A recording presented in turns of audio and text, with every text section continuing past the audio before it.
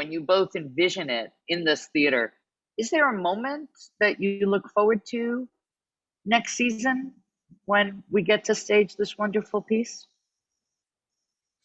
Well, I like to say it's just an honor to return to live performance. So for me as a performer, I really miss, being in front of a live audience and that experience of sharing with an audience.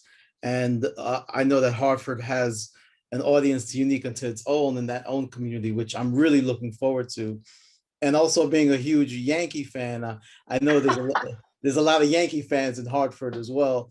So the connection to live theater is very much like going to see a ball game, but just sharing this community, sharing laughter, sharing grief, sharing discovery, and sharing what it's like to be a child of immigrants.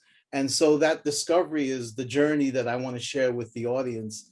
And I can't wait to be in front of a live audience again. It just gets me excited and inspired to know that there's an audience that we can connect with once again. We can't wait to welcome you and take you to the Dunkin' Donuts ballpark. We will be sure Yeah, to yeah. include some baseball trips while you're with us. Shay, I've admired your work for so many years that to be artistic director and to get to welcome you as a director into this theater is really a privilege. So welcome. Thank you. And I'm so excited that you're taking helm of this beautiful, wonderful theater and its legacy.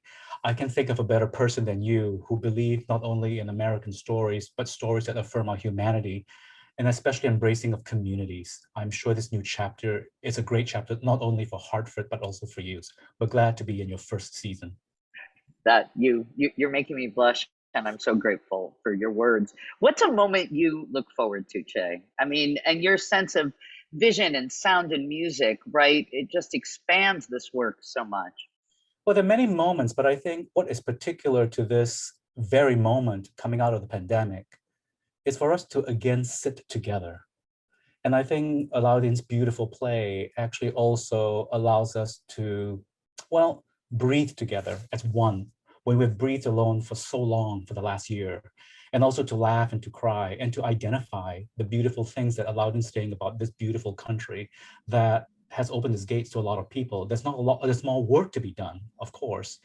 But I think the promise of finding a home in this country, figuring out who we are in this country, our ever-changing identity, is profound. And this beautiful play basically speaks not only to a specific community, but to many, many, many Yeah. communities. I'm glad that this is the fire we're coming back to so that he can tell us this beautiful story of what it is to be an American. And with the Zoom, we've entered sort of a new realm in society. When I was a very young comedian, it's in the show. I met George Carlin, and George Carlin was such a hero of mine. And I remember he told me, years ago that stand-up comedy is one of the few art forms that you need an audience to respond to. A comedian can't work without an audience in order to hear the laughter. So, I mean, I know it sounds simplistic, but I really miss laughter and that response that's so part of theater. And our show is with a tabla player who is an incredible percussionist. So just to hear music and laughter and movement and the audience sharing with that, I don't mean to sound simplistic, man, but I really miss that. I've been trapped in this Zoom room. I'm just so excited to just hear laughter again. And as a comedian, we're trained like you wait for the laughs to go to the back of the room, come back to the room, and then you start again. That hasn't happened to me in a long time. I really do miss that.